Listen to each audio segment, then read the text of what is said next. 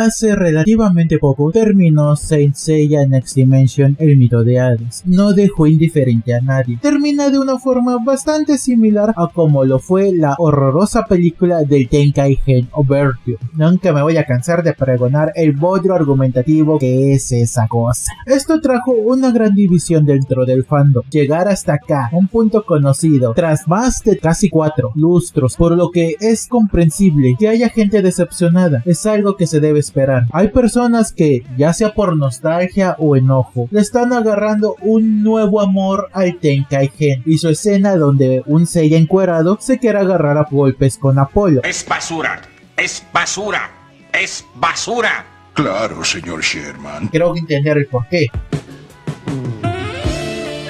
Yes. Hay que enfocarnos en Next Dimension y en por qué su final es uno bastante eficiente, superior al mostrado en la ya mencionada película. Pero antes, saludos magos guerreros, soy Shadowhaken. No se olviden de darle like, suscribirse y comentar. Apreciamos todo el apoyo que nos dan. Para empezar, aclaremos lo que es el final o desenlace en la literatura. Existen dos vertientes, el cerrado y el abierto. En los desenlaces cerrados, el hecho que mueva la trama ha sido resuelto, incluyendo la gran mayoría de los arcos argumentales que nacieron durante el progreso de esta, dejando poco espacio a dudas o interpretaciones, siendo estos finales un tanto más fáciles de escribir si es que se está llevando la trama con cuidado. Ejemplos están en El Señor de los Anillos, Mundo Disco 2, Elfo Oscuro 3, Saint Seiya Clásico y un largo etcétera. Un final abierto, en cambio, son aquellos donde se quedan dudas sin responder, las cosas parecen ambiguas y gran parte de la interpretación está sujeta al lector y dependerá de su atención y entendimiento de la obra en general, así como de los personajes, para que este sea feasible y satisfactorio. Este tipo de finales dan mucha carnita a la especulación, permiten que el propio lector se vea inmiscuido y que se imagine los posibles resultados o el porqué de ciertas acciones, pero hay que advertir que se corre el gran riesgo que si el autor no sabe cómo dirigir la trama, no sabe cómo darle una forma, esto terminará sin tener algún sentido ni sentimiento de satisfacción ni de cierre y pueden arruinar una obra que en otro caso sería bastante decente o divertida, por lo que bien aplicado enaltece tu obra, mal aplicada es un sinsentido. Ejemplos están 1984 de George Orwell, La Tierra Oscura de Stephen King, Merlin de R.H. Lawhead, el final del anime original de Evangelion y un largo etcétera. Por lo que en resumidas cuentas depende del autor cómo ha manejado el argumento, qué es lo que más necesita la obra, cómo va a emplear las diversas herramientas a su disposición. Es mejor ser conclusivo de manera satisfactoria, aunque no des tanto espacio a la imaginación. Para eso prefiero mejor mantener muy elaborado todo el punto argumental, pero eso dependerá del tipo de escritor y todo lo que son los puntos guía, claves si es que los termina usando o si prefiere mejor ir divagando un poco mientras escribe. Pero eso es tema de otro costal. El final de Saint Seiya Tenkaigen Overture. Todo es basofia. He visto muchas basofias, pero estos son la mayor basofia entre las basofias. Todo es basofia. He visto muchas basofias.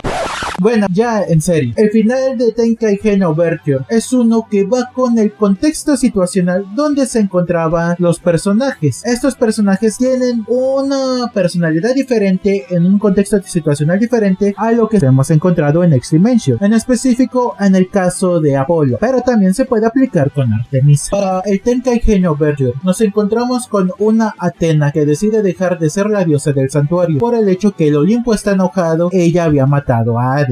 Tras muchas cosas mal explicadas, Seiya logra llegar a Saori, que estaba sacrificando su sangre como otro sacrificio para calmar al Olimpo. Ella le despierta a su cosmos, otra vez, se encueran, viene Apolo en plan de que los humanos deben obedecer a los dioses cuales mascotas lo hacen con sus armas. Eso no pega con el caballero de Pegaso. Decide agarrarlo a golpes mientras sigue en su traje de Adán. Mas Apolo decide, por una razón no del todo clara, hacerle perder a todos la memoria en vez de matarlos y quitarles el título de caballeros, dejando un encuentro entre Seiya y Saori que tampoco era del todo claro en la propia película. Todo esto suena un tanto raro, pero creo que técnicamente está bien. Este Apolo con cara más serena es un sujeto pomposo, por lo que su juicio no es eliminarlos, solo que dejen de estar arruinando todo, abriendo la posibilidad de una nueva aventura, o más bien forzando que haya una nueva, en especial por Seiya con esa armadura que solo salió esa vez y no tiene un lore tras ella, pero sí tiene un midplot muy chido. El punto argumental aún continúa, al tener a un enemigo nuevo que quiere que la humanidad se arrodille ante los dioses, una Athena rebelde, y un Seiya que ya se encuentra con su encuentro predestinado con Saori y que obviamente desencadenará que ambos puedan de algún modo recordar quiénes son y que Seiya pueda volver a ser el caballero de Pegaso y Saori vuelva a ser la diosa de la guerra estratégica, siendo un final abierto con propósitos de continuar. Es malísimo.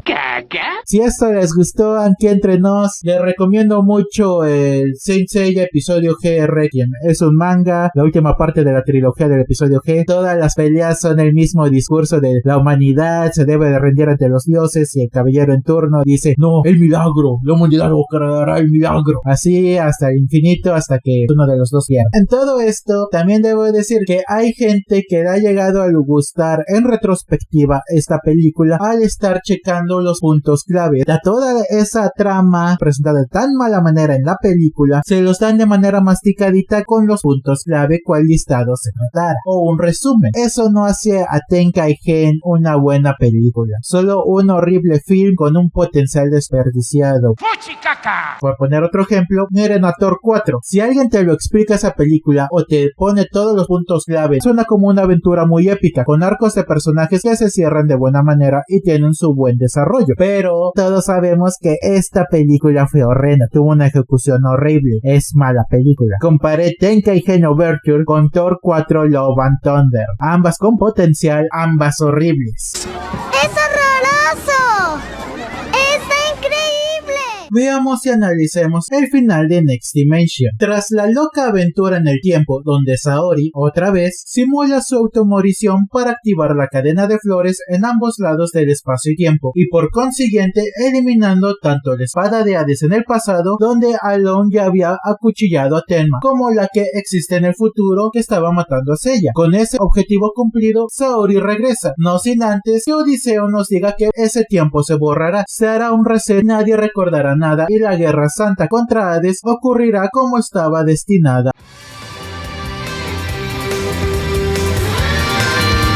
En el presente, Seiya despierta y Marin junto con Shaina le explican qué es lo que está ocurriendo. Mientras tanto, Touma, que ayudó en el último minuto a salvar a Seiya, es castigado por la jefa de los satélites de Artemisa. Este ha decidido ser honesto a sí mismo, revelándonos que él es uno de los 4 guerreros de élite del dios Apolo. Fue castigado por buscar a su hermana y ser demasiado impulsivo. Saori y todos los bronceados que no son Seiya están en la luna recibiendo un juicio por parte de la diosa de la cacería, debido a que puso toda la existencia en riesgo por un solo ser humano. El castigo sería que Athena dejara la tierra por 1000 años y los caballeros estarán dormidos como por unos 300, cosa que suena muy feo para nosotros, pero acorde a Artemisa es uno muy blando. Si fuera su hermano Apolo tendría uno más severo al ser uno de los dioses más rectos y justos. Como el burro hablando de orejas, viene Apolo junto a los otros 3 ángeles. El dios del sol realmente está molesto. En efecto, el castigo de Artemisa para él es uno muy blando, por lo que emite uno nuevo. Athena será la chacha del Olimpo por 3000 años, mientras que el santuario será destruido junto al resto de los caballeros. Obvio, eso es más duro que lo que quería Artemisa. Apolo explica que esta es la única forma. Si Zeus se enterara, él querría que la tierra fuera evaporada. Este castigo permitirá que las penas sean pagadas a la vez que el mundo se salva y la humanidad sigue su rumbo. Es en ese momento que llega Seiya y los bronceados lo reciben felices. Por fin, el caballero de Pegaso ha despertado. Es ahí cuando Seiya se arrodilla y le pide a Apolo que lo mate a él y perdone a los demás, cosa que obviamente no es suficiente. Seiya es un mero mortal y esta es cosa de dioses. Tras ser zarandeado por los otros ángeles, Athena se ofrece en lugar de Seiya. Apolo le responde que aun si muriese su cuerpo, su alma es inmortal, inmortal. Ante eso, Athena decide dejar su inmortalidad, ser una humana Saori Kido, cosa que sorprende a sus hermanos, mas el dios del sol acepta, teletransporta a los humanos, Saori incluida, y añade que a los caballeros se les ha removido ese título y sus memorias. Athena ya es mortal y también ha olvidado todo. Nadie recordará nunca lo que han vivido hasta ahora. Artemisa y Apolo se lamentan por este resultado. Aman a Athena, esperan que con este castigo la diosa de la guerra estratégica pueda madurar y demostrar de qué en verdad está hecha. En otro lugar, la bruja Hécate se pregunta qué habrá ganado Cronos con todo esto, mas ella fue la ganadora. Obtuvo muchos años de vuelta gracias al cabello de Saori.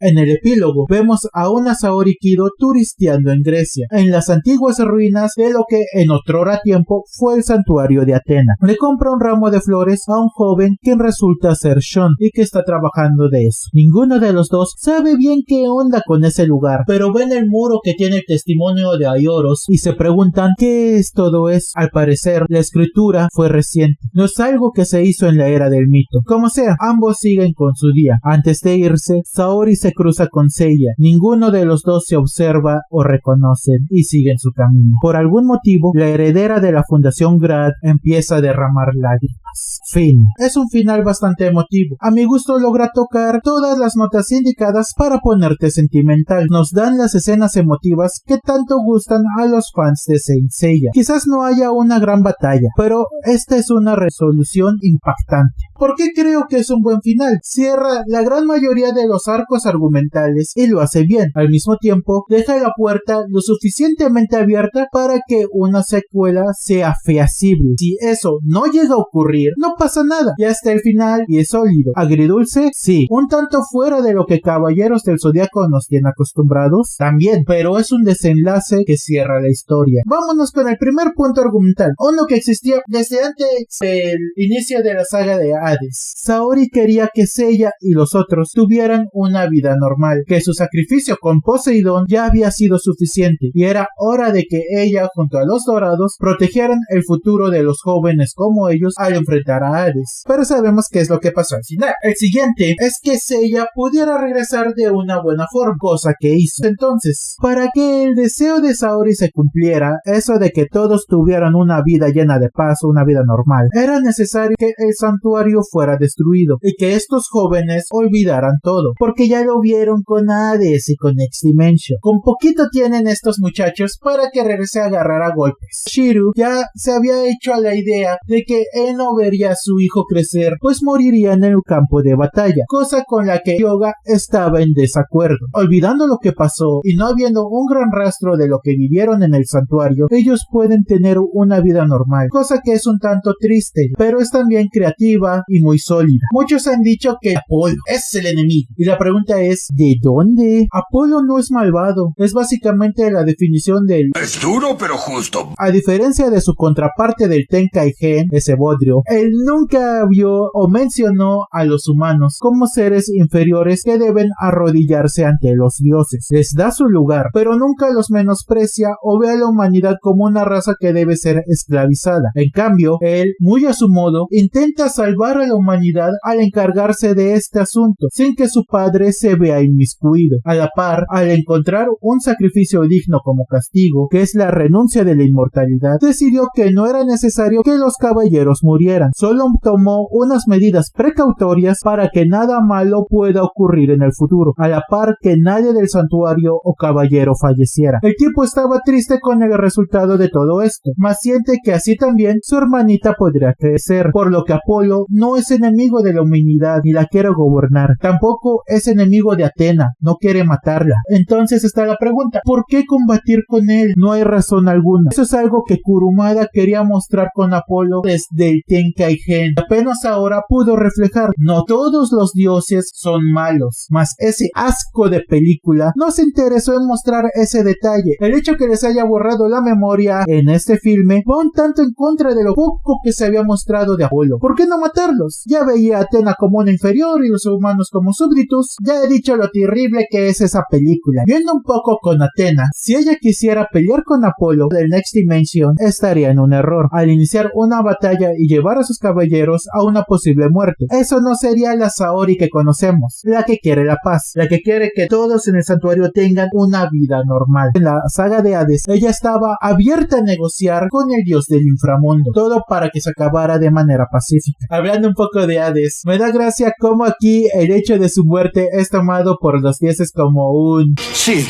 bueno, ¿quién tiene hambre? Tras tantas guerras santas entre Athena y Hades, era obvio que eventualmente uno de los dos terminara muriéndose, pero aún así no deja de ser chistoso y borra lo que nos dio a entender del Tenkaigen, que las guerras santas eran vistas más como un juego deportivo o un juego de ajedrez, cosa que aquí ya se ve como algo que es más serio, que tiene a los humanos en la balanza, pero debido a la divinidad de ambos, los otros dioses prefieren observar. Tomando el tema del motivo de la ira de los dioses, es por el caos que fue el viaje en el tiempo que puso a toda la creación en jaque, por lo que en efecto un castigo era necesario. Athena y los caballeros de bronce lo sabían. Seiya entendía eso también. No fue de manera pomposa y desnuda a querer agarrarse a golpes con todos, siendo ese un punto muy importante que mucha gente quizás no quiere entender o no puede ver. Seiya no es Goku, no es Kratos, no es un personaje que ama las peleas y quiere enfrentarse con tipos poderosos, no es Kratos que quiere matar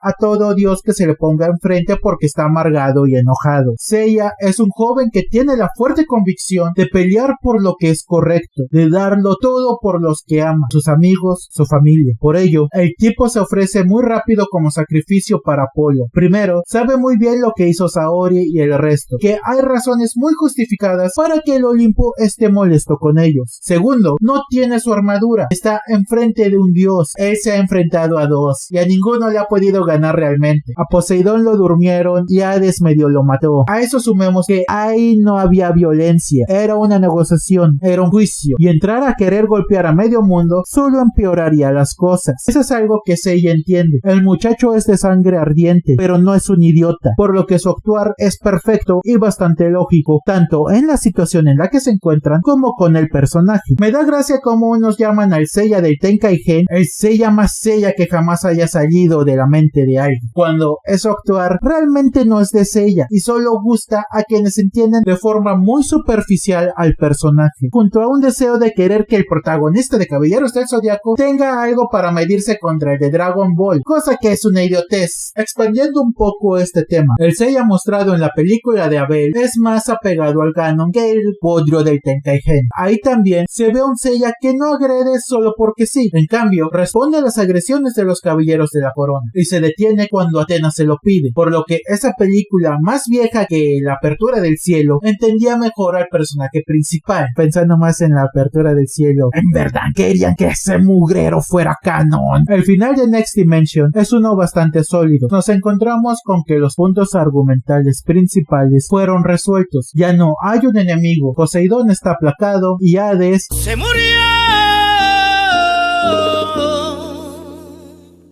Tanto Artemisa como Apolo no son enemigos de la Tierra, ni de los humanos, ni de Athena, por lo que el mundo se encuentra en paz. Resolviendo los problemas que quedaban, por perezoso que parezca, la borrada de memoria sirve perfectamente para muchos casos en donde haya un detalle que se pudiera pasar de largo. Al mismo tiempo, y este es un punto que me encanta, aunque es un final sólido, donde si ya no hay más Saint Seiya canónico, está perfecto, se puede fácilmente continuar. Estas son ideas de 5 segundos. Quizás Ger hace de las suyas, quizás el borrado de memoria solo afecta a los caballeros y Touma, que recuerda todo, regresa, quizás Asclepios con el poder del guión sale de donde sea que está. Razones y causas hay muchas, por lo que si se quiere continuar se puede hacer, pero si no lo hace y Kurumada dice aquí pinto mi raya y ya no hay más, tampoco está mal. En conclusión, si bien el final de Next Dimension no es como lo esperábamos, no hubo una gran batalla, ni vimos a Seiya golpear y matar a un montón de dioses a la Kratos, ni lo vimos ver a la cámara y decir por fin soy el Saint Seiya Next Dimension Meat of Hades y gané, no lo hace un final malo. En cambio, es un final que refleja la madurez de Kurumada como escritor. Aunque Saint Seiya sigue siendo una historia de sangre ardiente, no todo se tiene que acabar de manera violenta, mas no por ello menos satisfactoria. Eso es todo, mis magos guerreros. Yo soy Shadowhaken.